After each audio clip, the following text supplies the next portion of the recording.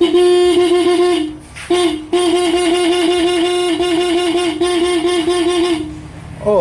hindi naman kumurap eh. Battery drive power appliance lang yan. Kasi sinasabi nyo na pag full wave eh, hindi na kukurap daw.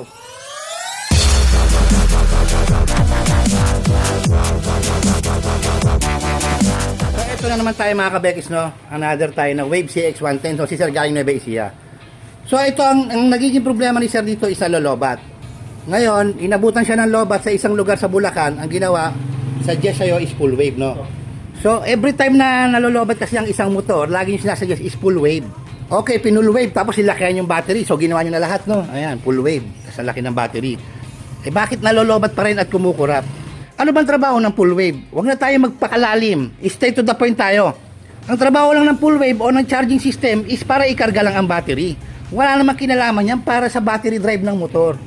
Ito, duda ko rito is, ang gawa nito is battery drive ng tanga. Tignan nyo, no? Paandarin ko, ha?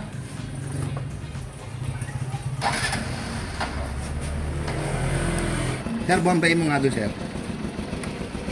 Ang ganda ng charging niya, no?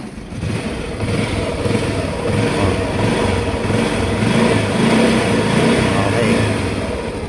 Okay yung pagkaka-full wave. O sabi nyo, ang sagot is full wave. So okay yung pagkaka-full wave, okay charging. Eh bakit ganito yung ilaw? Tingnan mo to, no? Unang bukas, okay yan. Tapos after mga wala pang ilang minuto o 10 segundo, pupuntat na. So ay sabihin nyo ba, sagot ng full wave yung pagkurap? Hindi ho ganun yun. Ngayon gusto nyo malinawan, sa YouTube channel ko nagturo ako doon. Power applying, paraan ng pagbabattery drive, andun na po lahat. Hindi naman ako kikita sa inyo, kaya ako binabahagi yun. Gusto ko lang makita nyo yung tama sa motor nyo, parang hindi kayo nakakabala tuwing bumabiyahe. Kaya si sir, babiyahe lang malayo. Pagbalik, lobat. Naman, pinull wave. Ilang araw, ito na naman siya. Lobat. Nagpalit ng battery, kinadjust, lakihan. Eh ba't ganun pa rin? Ang laki na ng battery, ang ganda na ng charging, kumukurap pa din. Kasi po, ang ginawa rito is, shout out sa tatamaan, battery drive ng tanga.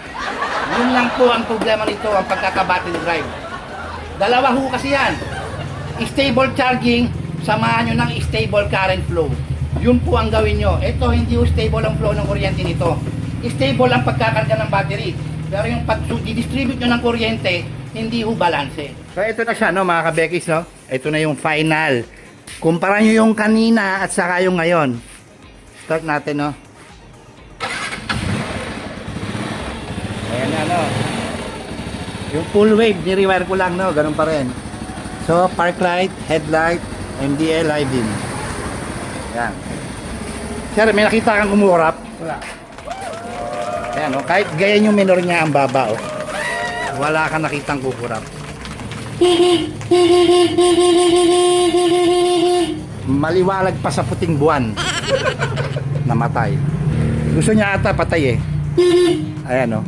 High beam, headlight, hazard, signal, stock bar. Okay.